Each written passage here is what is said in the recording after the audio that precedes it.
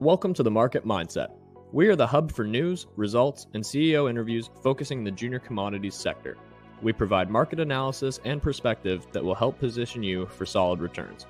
If that sounds like something you're interested in, you can help support us by liking this video, subscribing to our channel, and clicking the notification bell. For more info, you can visit our website. All links are in the description below. Now let's get into today's video.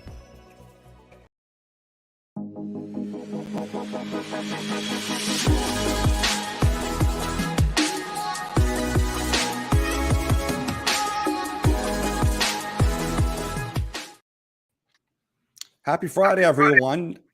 Very interested today, interesting times. We're going to be talking about copper, all things copper, and I wanted to have someone on who could give a good, strong point of view on this, and a company that we have high expectations for, and that's Richard Tremblay, who's the president, CEO, and a director over at Allied Copper. And of course, we'll talk a little bit about Allied Copper, but really like the outlook for copper, what its use is, why it's being focused on by JP Morgan, Goldman Sachs, all these major companies. And yeah, let's what, Richard, how's it going? Let's get into copper. No, it's going well. Thank you for having me, Andrew. I'm looking forward to getting into talking about copper in general and about Allied Copper. Perfect. You know what? Let's start off because you had sent me an article, and I love talking about other people's work, especially when it's this good. And it was an article by Richard Mills, who's in Ahead of the Herd. And this was an excellent long form article, a lot of detail. And I'll let you kind of go over some of the main points that you were so impressed by. But it's Rick Mills. We'll put a link because I want people to look at this article. It's outstanding. And especially when people have this kind of quality, I really want to point people to it so that it's not just me always cheering. So it's like this guy's got it. This is an excellent article. It was done March 12th, 2021, last year. Just what I love about this article is there are just so many salient and resonating points within the article that anybody that's looking to invest in copper, anybody that's looking for a good junior to invest in, Allied Copper. Yeah. But this article just spells everything out and the shortages that are due to come within the copper space. And there's a lot there. I mean, it goes like you said, right at the very backbone of this, which is this future-facing metal, that it's going to be leader in this charge of all the battery energy metals, even though it's not the most sexy. Like everyone thinks of lithium and they go, okay, lithium, I get it. Or gold or silver. Or, Yeah. But this copper is really the foundation for all of these things. You need to have so much of it, and we take it for granted. It is the widest used industrial metal in the world. Yes. And that's for all infrastructure. So if you look at Belt and Road, you look at Biden's Build Back Better, just take out the electric part, just the infrastructure and the copper required just for that. Now, if you talk about just updating what we had today, not even doing the electric future, the amount of copper for copper wiring that would take, the launch forward of this green movement is shocking, the amount of demand there is. But also the key to that is the massive drop off in supply. Yeah, well, and part of the reason for the drop off in that supply was is COVID and was COVID. Absolutely, that's part of the reason, but that's not the only reason. That's not the only macro the macro problem that is being faced with respects to copper production. And maybe I'll kind of frame this in a way too, in around what you do with Allied Copper as a junior explorer and a developer, or I kind of look at them as like R&D, your research and development, if it was a tech company or for pharma or whatever, is that big companies generally don't go around poking holes. They're busy running mines and they're doing the business of mining. They kind of outsource all of their work, just like a tech, one of these big Silicon Valley funds. They just let the world go and find stuff, and then they'll just buy them whenever they find something. And that's the way I kind of use the analogy is Allied Copper is out looking for the best projects that they can get their hands on to develop, to lift up, to be able to meet this demand. And the big companies, the BHPs, the Rios, you name it, they're happy to let you do that and pay a premium for the risk. But you have to do them to a certain quality and a certain standard. and then they'll pay that quality when you find that asset. And that's just so people generally who don't understand how this kind of flows, is that's the role Allied has, is to find the properties, develop them up, launch them into either PEA or something. And if they find something economic, then they'll start making deals. And that's what it's all about, is delineating an economic resource. Yes. So right now, like a company like Allied Copper, you came out of the gates strong. You've picked up a couple more properties, and lay it out for someone, like for your strategy and how that would work. And we'll make we'll make a big assumption, everyone, that you find something. What would that look like to hand over to a big copper developer that's going to need this feeder system? Well, I guess the one thing, prime example would be the Stateline property that we just announced. The beauty of that property is, again, and I have stated this before and I'll state it again, I mean, it's right on strike, it's right on trend in the Lisbon Valley complex, within the Paradox Copper Belt.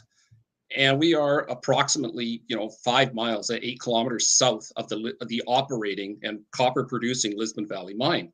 So the beautiful thing about Stateline, yes, it is a small property, but sometimes big things come in small packages. And again, the beauty of it is that if we are able to delineate an economic resource there, that project could be quite easily monetized. And that's the beauty of Stateline. And that's what factor. Resonates. That's what, that's the type of stuff that just brings you right to those type of properties. Yeah, I'll frame that in a bit of an idea too, that if one was just to go out, if Andrew was to go pick up an exploration project and find a piece of property, and I hit every milestone, typically up till today, it could take up to 17 years if I hit every part the way I was supposed to, found everything, discovered a deposit, and it was eventually become a mine. That's how long it can take. Now, we need, as an industry, as a sector, and I'm sure the people higher up that are looking at these know that's too long. We need to have projects that can come on very quickly. If you've got something, we need to feed this system, because I think it's something like 2024 where that starts to fall off. The supply starts to fall dramatically. They're expecting the shortfall to kick in by 2025, but it will start dropping off dramatically in 2024. So that gives us a bit of time. Which is just around the corner. No. So that's why if you've got something and you can, and this is the key with, getting projects well funded, is that if you can find something, you can put the holes in there, get the science up, do it properly, then you can get that process narrowed in and focus a lot better. Because once again, if everyone's on side with making this big change and this big, green kind of change, that would mean governments being a little bit more open and getting permitting done and speeding up processes and helping, rather than too much of the push and pull with lawyers and this and that and everything else. Is we need to meet these issues right now, and maybe we'll jump into, because it kind of seems into some of these majors that are experiencing some issues, let's just say, as far as their own mines and mine life and grades and everything else. Because once again, sometimes we take it for granted, we got the millions of pounds of copper and this and that, is that, you need to still continue searching and finding. Yeah. And getting back to Rick Mills' Ahead of the Herd article from last year, I mean, we used a fair bit of quotes and information from that article into our PowerPoint, just to give people some facts of what's going on in this copper sector. Yeah, I mean, it's like I said, definitely we'll provide a link to show people. It's an excellent article, and it really comes down to, that it's a structural issue that we're having right here. That's the main thing that people should see. It isn't just that there's it's a commodities trading issue where it's like, oh, I can make some money here. This is a foundational and structural issue. Yes, that is exactly what it is.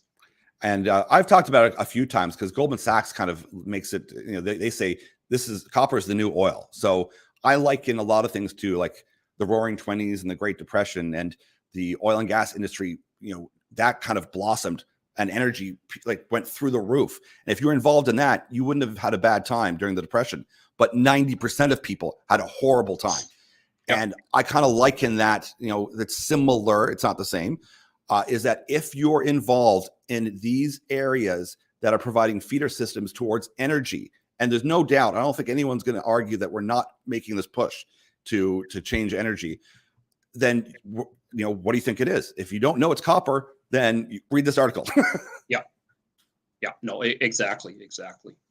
And I mean, some of those disruptions too, we've seen disruptions before we even talk about specific companies.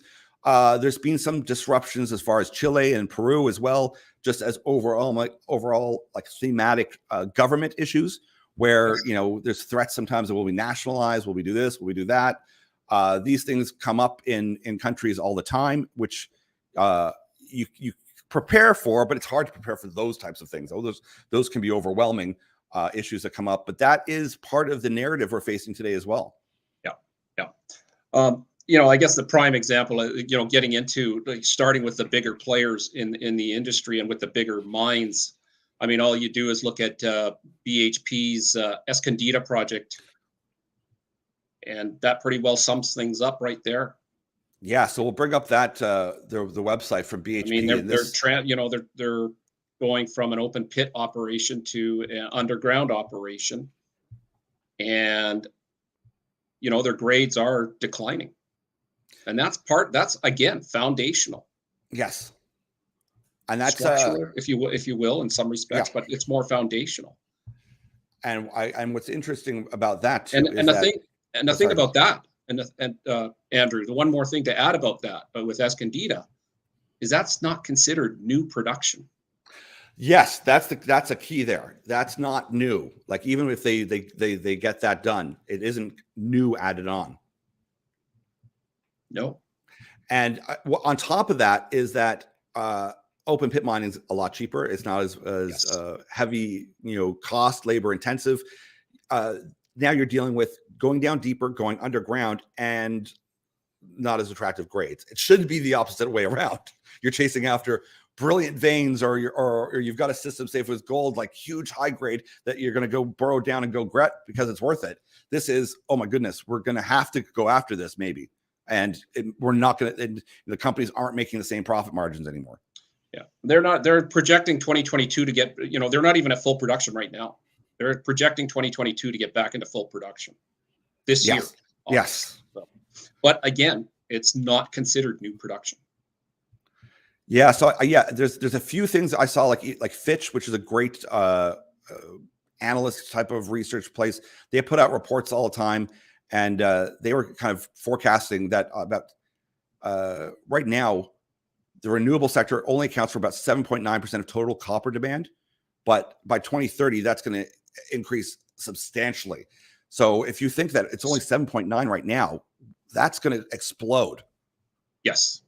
Yeah. And they think it could account for about 62% of annual green copper demand. Like that's astounding jump. Well, I know commodities research predicted that global copper will drop. The production of copper will drop from 20 million tons, I think, down to 12 million tons by 2034. So, I mean, that pretty well tells you no new discoveries, no new, not enough mines going to be coming on stream. So you're not going to have the production to make up that shortfall. And you'd mentioned too, like in Indonesia, you've got Grasberg, and you've also have the US, you've got, was it Morenci or Morenci? And both of those are Freeport-McMoRan projects. But those two combined together production is just what Escondida does. Yeah. So, I mean, that's a substantial amount right there. Yeah. Well, Grasberg's going from open pit to underground operation. Underground as well. I mean, and those you're talking the two largest mines in the world. Yes. Copper mines. And that lends itself to, okay, like who's feeding the system then? And that's the issue. And then that's why you need juniors and people, again, copper's tangible. I mean, it is used in everything. There's no way around it. No, there is no way around it. Again, the most used industrial metal in the world. And extremely important in our day-to-day lives. And I look at myself as being, having to be that steward to try to convince people that, especially if it's done properly, if it's funded properly, and you have the right stakeholders, and this is part of where the ESG kind of rolls in, that BlackRock's excited about, and that all these big funds are excited about, is that we can do these projects and have all the safety in there. You can do fully electric mines. You can do all sorts of great stuff if they're funded properly. Yes. So we're at a pinnacle point where, I'd like to see all of these stakeholders, whether it's major money funds and major investment banks and major politicians, saying, listen, everyone, this is what this means. If we're switching, it means we're going to be mining, but this is what we're doing to help convince the public, the environmentalists, everyone else that. But it's not just the switching, Andrew. Yes, it's the it's all of the infrastructure, whether it's your power lines. It's used in copper's, even a certain amount of copper is used in concrete, and it's used in so many, for structural integrity. I mean, it just goes on, and not only. Then start including the 5G build out as well. That's on top of everything as well. The 5G rollout. Yes. I mean, it's shocking. People do not realize, and maybe some do, but people, we need to wake up and start going, oh my goodness, this is important. Like, this is very important, and it cannot be overlooked. And I think it comes back to the time question, is that, okay, if everyone says we get it, let's start like focusing on mining. That mine life, we kind of hinted at 17 years. Someone goes, today, what are the ones that are near-term capacity? And they start flooding money into it. You're still talking years to get the copper out of the ground, to get it to where it needs to go. So none of this is fast moving. Like, it's not if like they go. If you're extremely lucky, 7 to 10 years. If you're lucky, and everything falls into place. So this is why it's so imperative that people get involved. Here's a point that needs to be discussed as well here, Andrew. So and I'm sure you're aware of this, and I'm sure people are aware of this, but we are going to need more copper in the next 20 years than what has been produced in the last 130 years. Yes. I'd heard something about that ratio. Yes. That is a huge ask. It is. It's shocking. It's a massive, massive ask. There is no greening without copper. There's no greening of the world in any way, shape, or form. And that's at the end of the day, that's a flat out, not disputed fact. That's it. Yeah. And another thing, Andrew, is we're not even mentioning nuclear power plants. And yes, any of the amount of copper that's needed for the building of a nuclear power plant. All those energy grids, just like when we're talking about just infrastructure to get energy to your homes, there are the massive grid energy of origination that most have to be overhauled, certainly in the US. Yes. Not so much in Canada's got some pretty good, decent, but it's younger. Upgraded. It's younger. It's younger. A little bit. Yeah, it's younger than the US. Yeah. But the US, but the grid, even in North America in general, but more so in the US. And that's but once again, we've got an infrastructure bill in place that hopefully that's going to help. And there's going to get people on boots on the ground. It's going to be a lot of work needed. But if we get going right now, and that's the part that I like to really shout out loud, is that this is why it's key to have juniors doing the R&D. Some are going to hit, some are going to miss, some are going to have massive success, some are going to be, trucking along. But that's just like any R&D. And the more people get excited about they're being a part of the future they want to create by investing their assets, that's a way better strategy than even a protest. We all know the problems. So protesting the problems, we get it. No, is that you're better to put your time and your money towards the industries that are going to solve these issues. And at the end of the day, the foundation, it doesn't matter unless you create some new technology that we don't have that doesn't require any of this. Then you need to be looking to see, do we have the supplies to even make the things that could be coming down the road? You still need to transmit that energy. Yes. That you're creating. And that copper is still considered, the cheapest. I mean, obviously gold is a fantastic conductor. The problem is gold is so very expensive.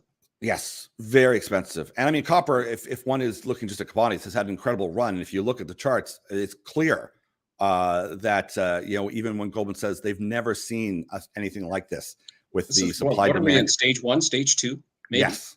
Of a potential super cycle. Yes. And another point to bring up here, Andrew, is there's still a minimum 1 billion people on this planet without electricity. Yes, yes. Minimum. That's So you're astounding talking too. 1 in 8 Yeah. people. Imagine the What's the world infrastructure. at? Around 8 billion now? 8, Something 9 like billion? 8. Or are we Yeah, closer to yeah. 10? I don't know. But anyway, it could be 1 in 8, 1 in 10. But that's still pretty staggering. Yes. To upgrade, look at just as a continent or India or Africa to fully upgrade, like, whoa, that is an astounding feat to even contemplate. Yeah. No, exactly. Exactly. And, I mean, it's, I mean, the one thing I think you also have to look at, I mean, I look at Chile, being the world's largest copper producing nation, and their state-owned Codelco is planning a huge expansion of one of their mines in Chile. Again, going from open pit to underground, and they've actually backed off on it. You got to remember that is Codelco is a state-owned, it's a government-owned entity, And they're a massive player. Yes, major. They are a major player. It brings into kind of mind too that in some of these areas where we think there could be massive discoveries, there needs to be that ESG play so that people feel confident they've got a larger stakeholder like that is going to have their backs. So when you look, if you go into Ecuador, if you go into certain regions in Africa, that they feel like, okay, we have resources to make sure that everything's done according to how we'd like it in our country. I think that's hopefully what they're trying to unlock at that highest level is we need to be able to explore in some of these places where we think there's rich resources. But even still, if you find it a discovery in one place and it's kind of out in it, you have to then ship that. And we've seen in the last little while, shipping is becoming another huge issue. And that's not going away anytime soon. Logistics can be a huge problem. Problem, cost, everything. Yes. Yes. And this is something that like copper, you guys don't have that situation. And this is why I like a lot of projects that are also focused. Again, that's the beauty of Stateline. Yes. The beauty of Klondike in Southwest Colorado. SK, I mean, you couldn't ask for a better location in Nevada. I mean, the #1 mining jurisdiction in the world. I mean, we can't wait to, get the drill bit in the ground, and hopefully these properties bear fruit, and that we can be part of the solution. Well, that's the thing that we're pumped about. I'm certainly looking forward to hearing any news that comes out as well. And once again, this isn't, mining isn't a fast-paced environment. No. So people have to have patience and let the R&D people do their work and do it methodically as you guys do, and then create the best opportunity towards success. And that means a lot of hard work right now and a lot of science and a lot of geochem and whatnot. Geochem, geophysics. Again, it's all about generating your drill targets. It's all about tightening your vectoring and trying to give your shareholders the best chance possible at having success. Excellent. Well, this is part of the reason why we like you guys so much. Having those near-term infrastructure provided. It's got a feeder system if you hit, and if you're able to build up the thesis and do well, that there's so much demand here in North America.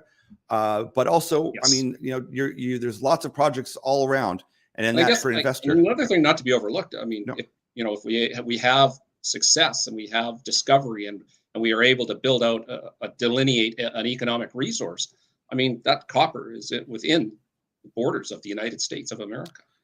That's a huge plus. It's a massive plus. And I think the Biden administration is certainly, they're a bit more outspoken about it too, the critical need for these. They're very cognizant of the fact that a lot of supply and a lot of, let's just call it hoarding, has been done by China. And that is unsettling to say the least. Yeah, no, absolutely. I mean, that creates a problem. Excellent, Richard. Well, thank you so much for joining us. Any last thoughts or words about copper in general? We're certainly looking forward to getting the data as you guys produce it. And of course, cheering along to any news that you have, because it's such a critical time right now in the world. Yeah, no, without question, Andrew. I mean, all I can say is, we would love to, help be a solution, and we're going to have to do it through the drill bit. Excellent. Well, we'll be watching, and we'll look forward to catching up with you as soon as we can. You bet. No, thanks very much, Andrew. Have a great weekend. Yes, you too. Take care.